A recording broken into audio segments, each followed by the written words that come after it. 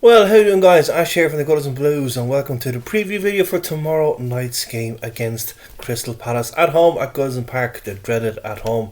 Football is back, thankfully, and some of you may say, "What do you mean football is back? Sure, we've had 2 weeks of 2 weeks of internationals." If you are an Ireland supporter, you wouldn't be too keen on spreading the joys of international football too openly at this moment in time. We're doing so bad. But anyway, to Monday night's game. We know that we don't have any Jordan Pickford, so it obviously leaves the door open for Robin Olsen to come back. Maybe he'll stick with Joe Virginia. You know, he didn't have that bad a game against Manchester City in the cup, and the cup defeat the last time out. I reckon though Olsen will get obviously the nod if he is fit. James Rodriguez, we understand, is, as I say, fully fit. I take that fully fit thing with a pinch of salt personally. We also believe that Jean-Philippe Gbamin may also feature in the game, and as we know, Gbamin hasn't featured for Everton since 1976. Well, it feels that length of time anyway that he's actually last kicked a ball for Everton, and we have to hope that I think if we're quite comfortable in the game, at least around the hour mark, the 60-70 minutes, I think that's when he'll bring him on, and you can play all the training you want in the world, and nothing is going to help you get back to full fitness by actually taking part in a Premier League game. And obviously, with our noisy neighbours across the way winning against Arsenal last night, it's more of an opportunity to let's nail Crystal Palace to the mast, and let's get a very, very comprehensive victory. European competition is still within our grasp, and never more so a chance to turn around our home form. If I'm correct in saying we haven't won a home game since beating Arsenal back in December, so the last 10-11 games, this is where this needs to end. We need to stop this roll and make Goodison Park being a battlefield for teams to come and ultimately lose against us. And also try and keep that away form as compact as we can. Hopefully Dominic Calvert-Lewin will come back after he's been in the England setup with a couple of goals, and hopefully keep his shooting boots on. Hopefully the same will be happening with a resurging Richarlison, who scored 4 over 6 goals in the last couple of games. When it comes to James Rodriguez, I've said this before, it's such a difficult thing. The thing that bugs me most about James Rodriguez is that we never seem to hear from the club of what the actual injury is, what it is that is wrong with the lad. So if he's trying to keep it private, doesn't want anyone to know, well then I don't understand why. To me, it's like, okay, James Rodriguez is fully fit. He'll play this game, he'll play the next game, and then he'll disappear for another 5 games. He'll be injured again. So this is the point of the season now, the last remaining games, that James Rodriguez has to stay fit and prove himself fit for the rest of the season. Otherwise, as I said before, there's not much point having a luxury player like this if we can't keep him fit. That's the bottom line, guys. When we're going into like against Crystal Palace, no disrespect to them, we should be beating them hands down regardless where we are. We already bet them in September, I think it was. So unfortunately for us, one of the biggest divers in the game, the Premier League, is back for them, Zaha. I know we've had 1 or 2 ourselves over the years, but he's back for them. And obviously they have another player in ex-Liverpool player, Christian Benteke. Now we know over the last 2 to 3 years he hasn't been scoring regularly, but it's Everton, and if there was ever a time that he's going to get 2 or 3 goals, this is the game that he will do against, especially on our bad form at Goodison Park. So they're 2 key players you really want to watch. But with the squad, when I talk with the squad now in a second, the most important thing for me is the fact that the squad, and especially now the bench, will look a lot stronger. So starting with my predicted lineup for tomorrow's game, I'd say it's Olsen in goal. I would go with a back 4 of Coleman, Godfrey, who's just been a brain for us, Michael Keane and Luca Digne. A midfield trio of Sigurdsson, I think he'll do well in this game.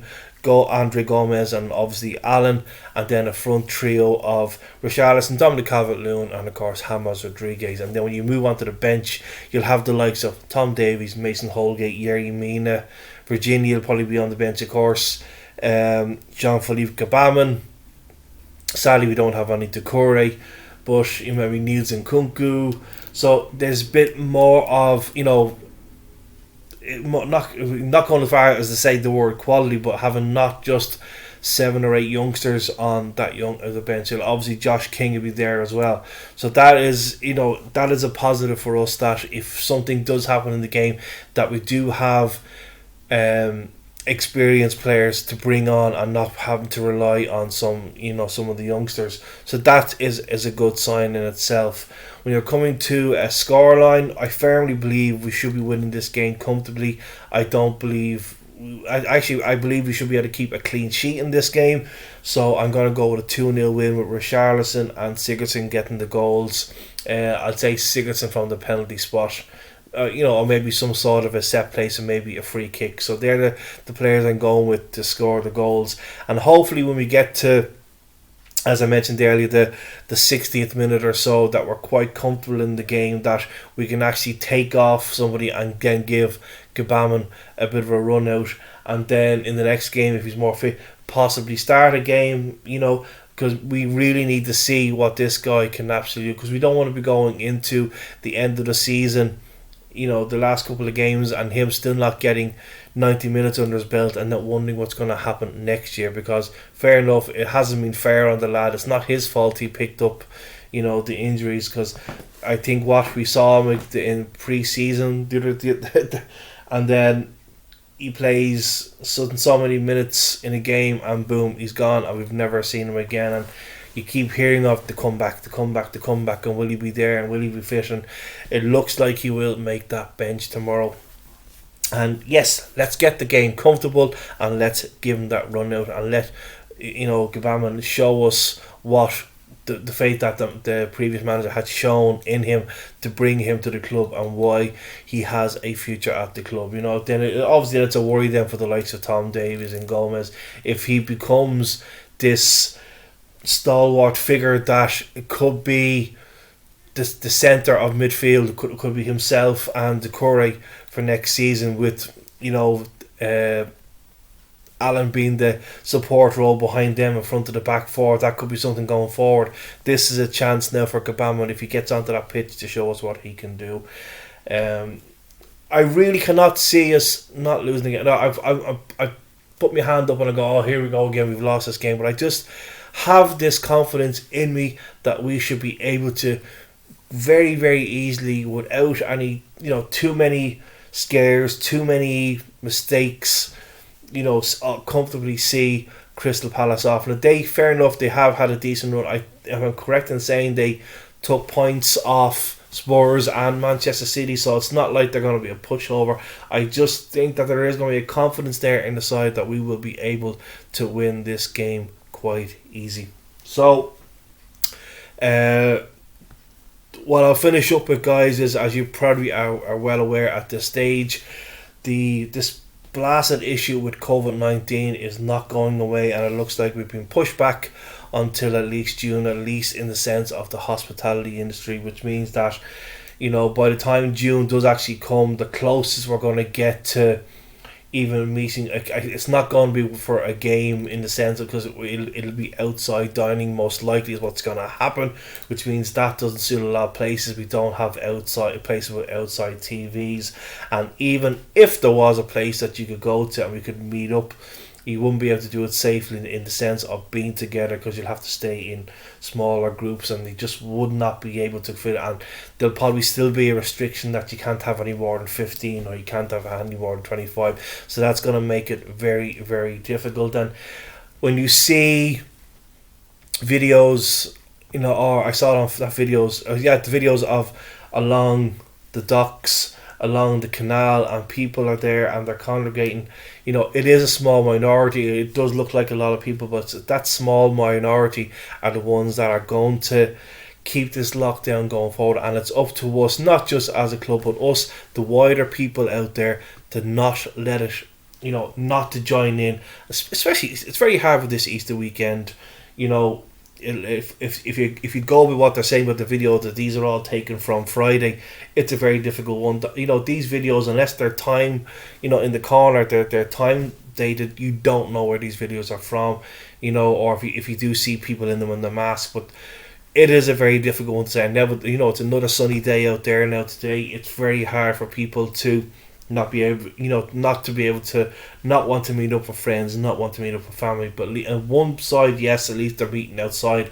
They're not congregating on the inside, because as we know with this new variant, it makes it very difficult. But let's keep it together, guys. And it's not going to happen for this season. It's not like we're going to have this miraculous cure that by the end of the season we're going to have, like the final game of the season, going to be able to meet up, because even if they do release restrictions, there is going to be people out there that are going to want to be very, very cautious. They won't even go to their local pubs. What they'll do is they'll sit back and they'll watch how their local bars or their friends, and the people that they know, they meet up and see what happens there in the case of the virus.